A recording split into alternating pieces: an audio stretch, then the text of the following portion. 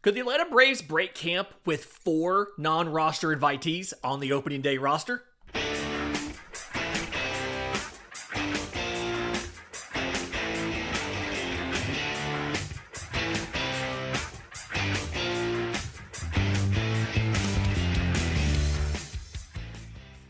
Yes, welcome on in to Braves Today for Wednesday, March 12th. Your source of news, notes, and updates on your Atlanta Braves. I'm your host, Lindsay Crosby. You can follow me on Twitter and Blue Sky at Crosby Baseball. You can follow the show on Twitter, Braves_today. We have a Facebook page and Instagram as well. And you can find all of my written work, bravestoday.com. That's the Braves Today Substack, as this is both a podcast and a newsletter. And we took Tuesday off, right? There was no episode of the podcast. I wrote the newsletter on Monday night. And coincidentally, the newsletter that I wrote was about the opening day roster, right? The third roster projection that I've made this offseason. We did one late November, we did one mid-January, and then this one. And I'm sitting around on Tuesday afternoon after the Braves game wrapped up, and Mark Bowman of MLB.com releases his roster projection for opening day. And the big unifying theme here for everybody, whether it's me, whether it's Mark Bowman, everybody else, is that a lot of these non-roster invitee relievers have been very good. And it's very hard to think about excluding some of these guys on the opening day roster.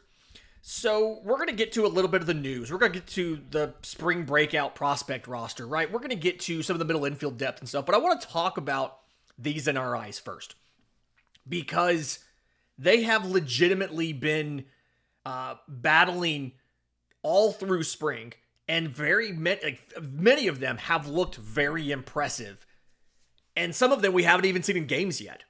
So let's talk about these guys. And as it is right now, and I'm going to correct everybody on this kind of thing here, I've been saying this for a little while, but not everybody I think necessarily has. You have 4 guys locked into spots on opening day: Raisel Iglesias, Pierce Johnson, Aaron Bummer, and Dylan Lee. That's it. So technically, you are filling 4 other spots on the opening day roster. You're not filling 3. And the reason for that is Daisabel Hernandez. David O'Brien mentioned this. David O'Brien of The Athletic, one of the Braves beat writers, mentioned this in one of his recent articles. I think maybe he also wrote a roster prediction kind of thing. Daisabel Hernandez is not a lock for opening day. I've talked about this before. He has options. AA could need to preserve depth and save a reliever, right? Keep a guy on the roster that normally would not have made the roster by sending down Daisabel Hernandez. Okay. Mark Bowman, in his write-up on Wednesday, then later on Twitter, said that it's possible they start Angel Perdomo on the injured list. Coming back from Tommy John, he has not appeared in an MLB game. Now, I did get a question about this, and I'm still struggling to find the exact answer. You cannot do the phantom IL stuff anymore, which means you are not supposed to place a player on the injured list unless you can go to the commissioner's office with medical reports to show that player is injured. They have the ability to check those at any time for any IL placement. I don't know if they check them all, if they check some of them, but the idea here is you're not supposed to just say, oh yeah, this guy is hurt going on the IL. It needs to be a legitimate injury. And they fined the former GM of the Mets for violating that.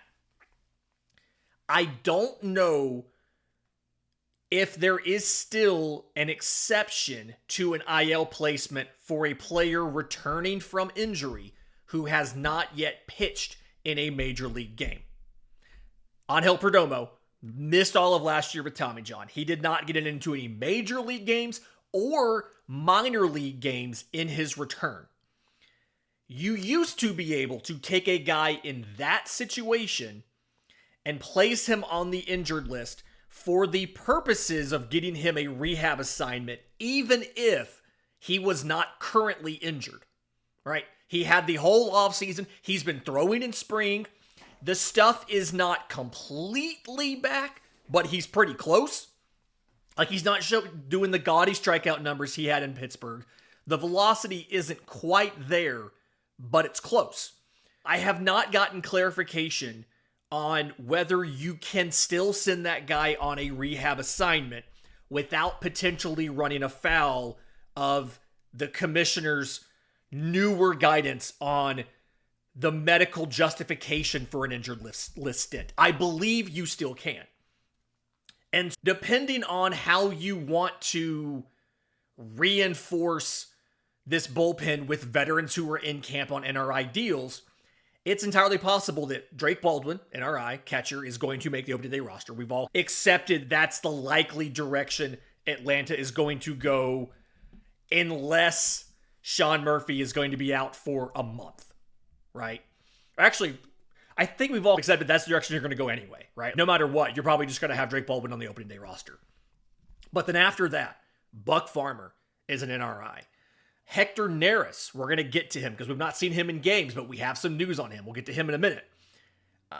Jake Diekman, Dylan Covey. There's multiple guys that you could put on the opening day roster. And I guess let's go ahead and get to Neris. They signed Neris somewhat recently, and we have not seen him in spring yet. So a lot of the question was, how can we predict him for opening day when we haven't seen him in games?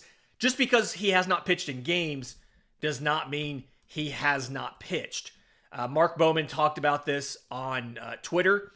He is the only of the three beat writers still in Northport. Side note here on how this works. So David O'Brien of The Athletic, Justin Toscano, Mark Bowman all live in Atlanta, obviously. You driving distance of the ballpark. And David O'Brien is currently back in Atlanta. He was down for spring break for the beginning. Everybody shows up when the clubhouse first opens, when guys report and all of that. He's back in Atlanta. I don't think The Athletic has anybody in Northport right now. Justin Toscano is back in Atlanta after that initial bit, and they've been rotating other AJC people through. Gabe Burns, who used to be on the Braves beat, has been there. Ken Segura, a veteran sports writer. He covered Georgia Tech for a while on the beat. He's a sports columnist officially. He's down there right now, so they have someone there, but it's not Justin. If I remember right from talking to Mark Bowman last spring while we were down in Northport, he and his wife have a vacation home down there. So he's just living in Northport for 6 weeks or 2 months or whatever. And his wife's at the beach and stuff every day before they decide to go ahead and head north when the team heads out for the start of the season. So that's why Mark Bowman is still in Northport. You guys, whenever we post the media availabilities from these guys talking to the media, Mark Bowman, but you don't see Justin, you don't see David O'Brien. That's what's going on. If I remember correctly from talking to Mark Bowman last spring, they have a house down there.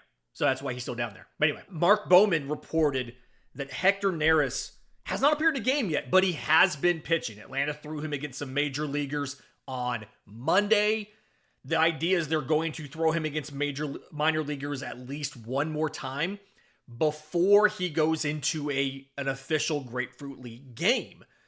And he was throwing 2 hitters, throwing live BP before they signed him. He's been getting in work. Just because we haven't seen it in games doesn't mean he hasn't been getting in the work. And the belief is that he is closer to the guy that he was in Houston in 22 and in 23 than the guy he was in Chicago last year, where he really struggled with the walks, like almost an outlier walk number in his entire career. And his strikeouts took a dip as well. It's hard not to give him a spot. And if you do that, now you've still got 3 spots open. Let's talk about the candidates for those spots and what might happen with them next, right here on Braves Today.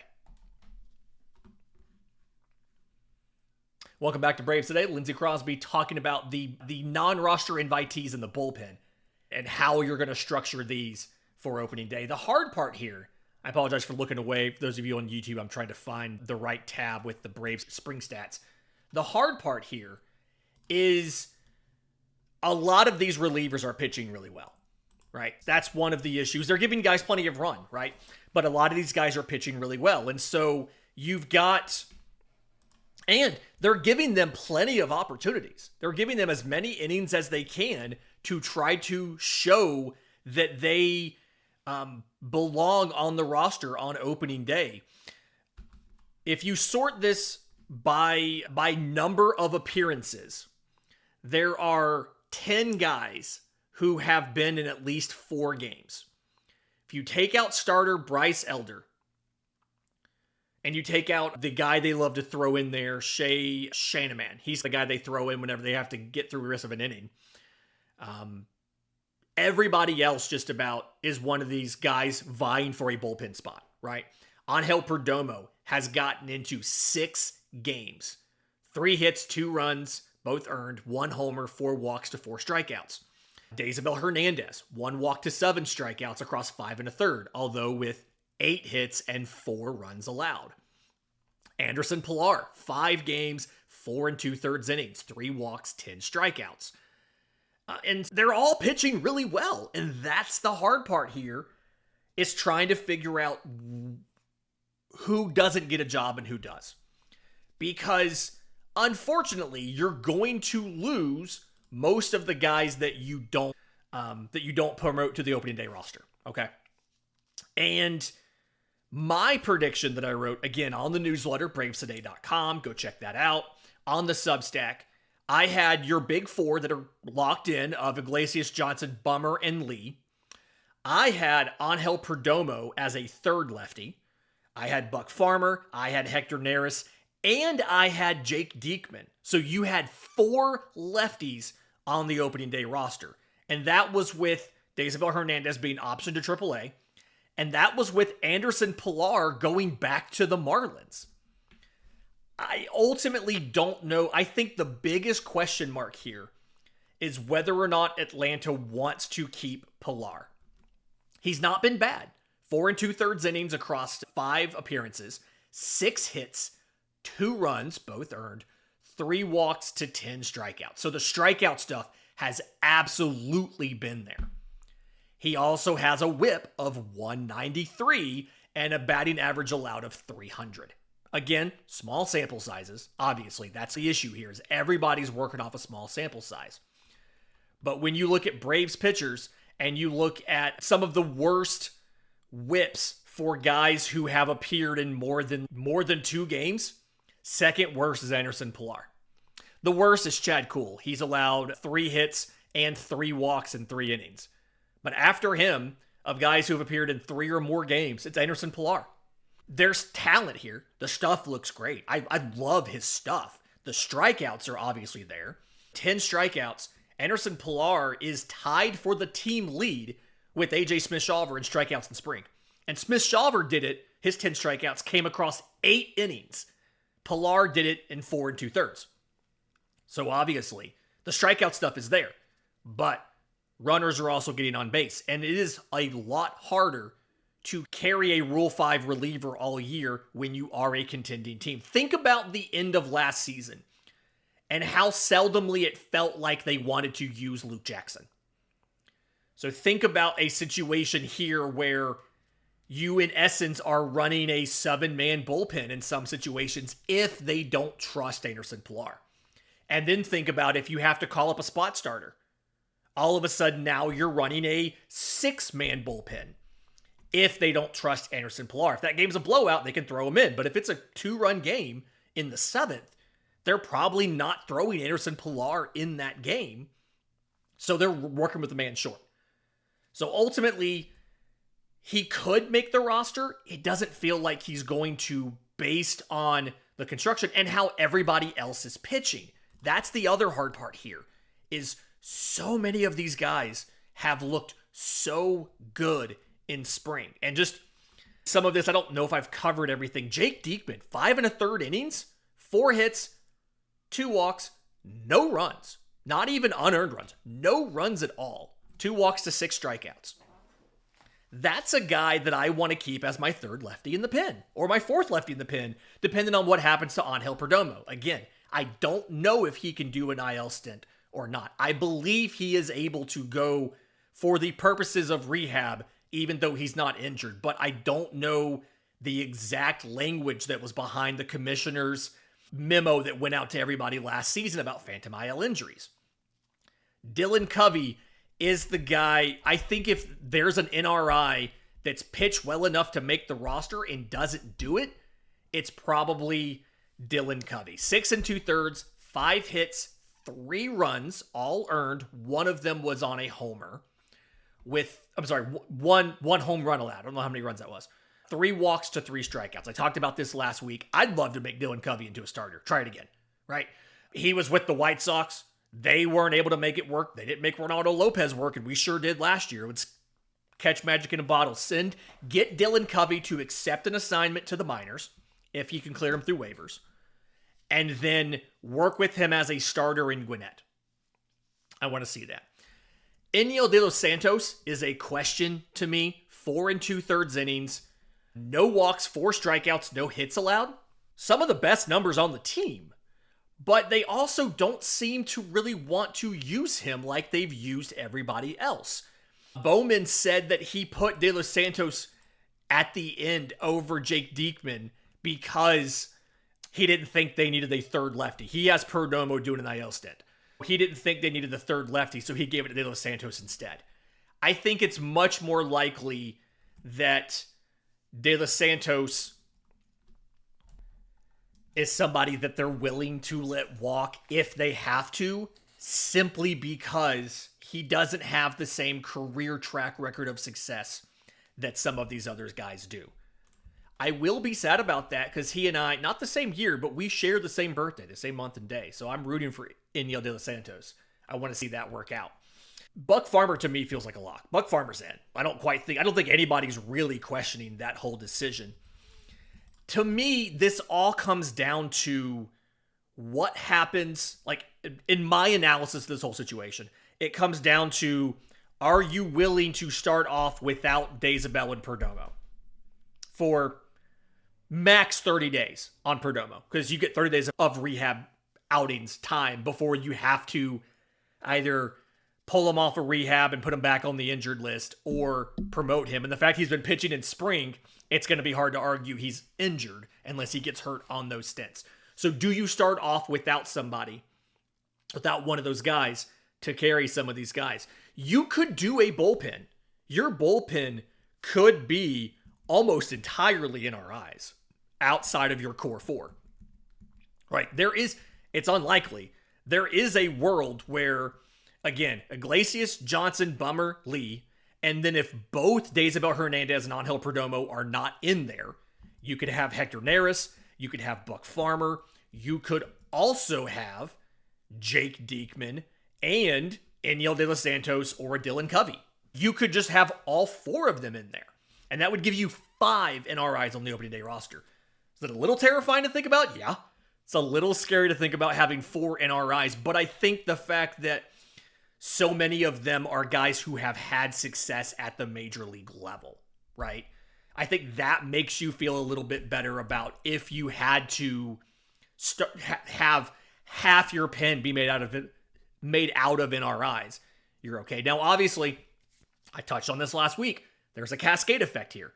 If your rotation, if Ian Anderson does not look like he can hold a rotation spot to start the year, or AJ Smith-Shawver just looks so much better than him, and you have to put AJ Smith-Shawver in there, that either means Ian Anderson's getting traded or he's going to the bullpen.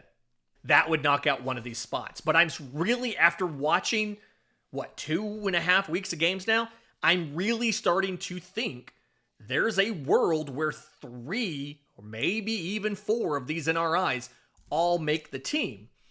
And in that case, it comes down to the question of, would you have rather them signed one expensive reliever like a Tanner Scott, or a quartet of MLB veterans and a Buck Farmer and a Hector Neris and a Jake Diekman and a Dylan Covey or De Los Santos?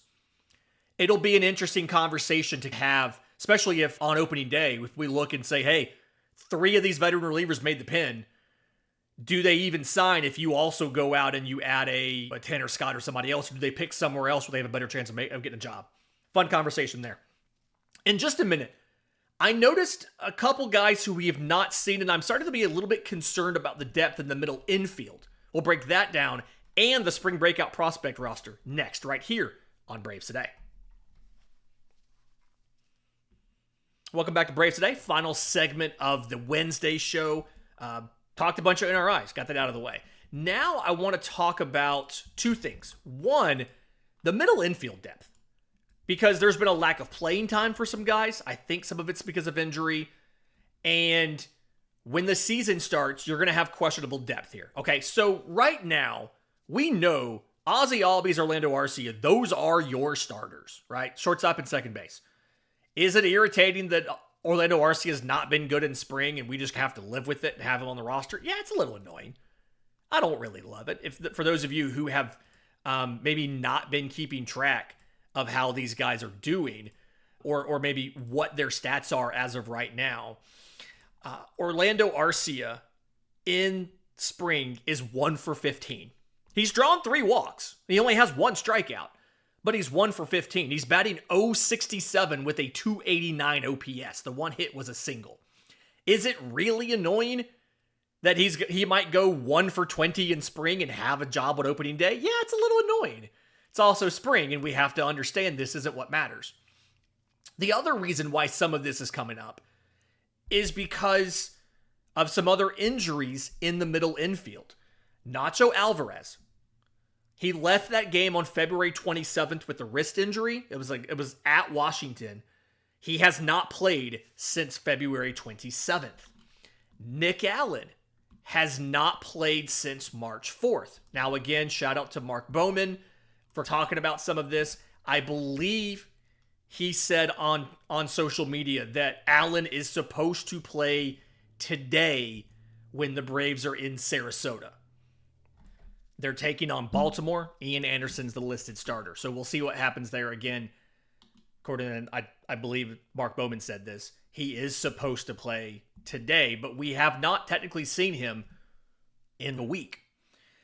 And the issue you have here, as concerned as Alex Anthopoulos has been about your depth when it comes to everything, right? Your catchers, your outfield, he's just obsessively looking for depth.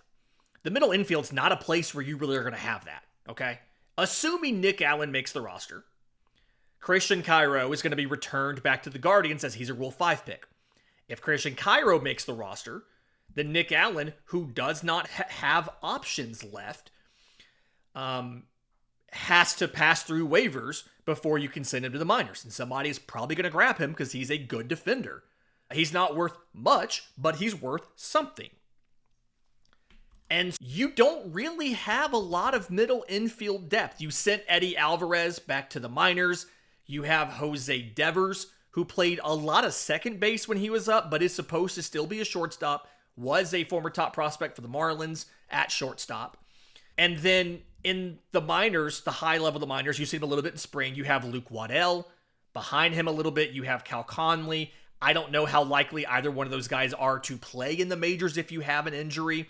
This feels like a position where, unless MLB wants to clear David Fletcher of the gambling investigation he's been under now for a full season, unless they want to clear him of that, this feels like a place where one injury can leave Atlanta potentially pretty thin on a guy who has contributed at the major league level, and they may need to go out to add somebody. It would obviously be a minor league deal.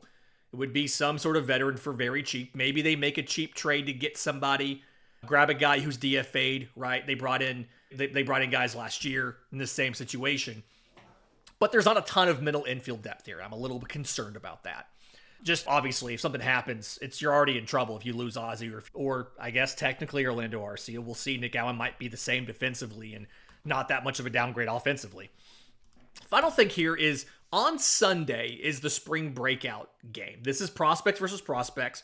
You remember the Braves got waxed by the Red Sox last year, who turns out have one of the best farm systems in baseball. So you understand it a little bit. It's like you lose a playoff game to the team that wins the World Series. You're like, okay, yeah, We got knocked out of the postseason, but that team won the World Series. Same idea here.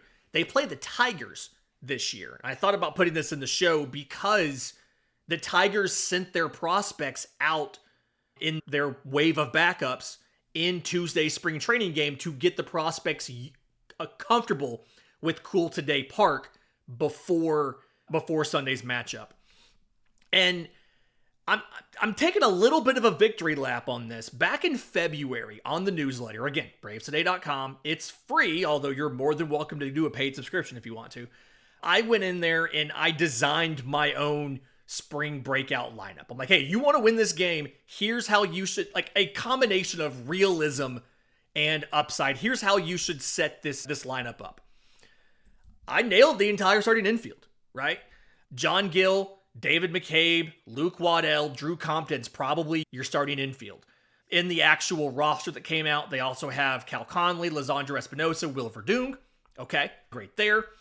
I'm curious to watch David McCabe. He's another one of those conversion guys, right? He was a first baseman in college. The Braves drafted him, moved him to third. It did not work out defensively. Then he had Tommy John on his throwing arm, and they moved him back to first base. Struggled last year with the power coming back from Tommy John, right? He's fully healthy. He's in at first base now. I want to see what he can do. And then John Gill is, to me, the best position player in the lower minors and probably one of the better shortstop defenders that has a chance of making the majors as of now. So I want to see what he can do in this game. The outfield, you win some, you lose some, folks. I got Luis Guanipa right. I said Isaiah Drake, bring him back. Kevin Kilpatrick, Cody Milligan. They went with Carlos Rodriguez, Owen Carey, Eric Hartman, and Ethan Workinger. Rodriguez is the new addition. He's the guy we signed out of the Brewers farm system, gave him a 40-man roster spot, so he got optioned down to Gwinnett when we reduced the size of camp. But he's probably your starter in right with Guanipa in center. Going to be really interesting there. Not quite sure who's going to be the starter in left. My guess would be Workinger, because the other two, Carey and Hartman, were both drafted last year and did not play in official games after signing, right? There's the Bridge League, which is just a bunch of prospects and rookies that you gather in your spring training facility and you run them out there for games. And sometimes you run them out for games against other teams, but they're not official games, right? Your catchers, Nick. I had Drake Baldwin and Nick Montgomery. I didn't know Drake Baldwin was going to be on the opening day roster for MLB. They still went with Nick Montgomery. He was the 5th round pick you had last year. And then they threw in Matt Gousset, who was an undrafted free agent out of Alabama, University of Alabama, and Adam Zabrowski, who was in camp for a little while, up until last week. Catcher, he can cover as much time as you need him to cover. And then the pitching group, J.R. Ritchie and Garrett Bowman are your two starters. And they've got some fun relievers in here, right? They got Corey Wall, Roderick Munoz, Ian Meja, Adam Mayer, some fun guys here in this pitching group. You probably won't watch them all pitch. Last year, we used 4 guys. Murphy pitched 3 innings to open the game. Owen Murphy.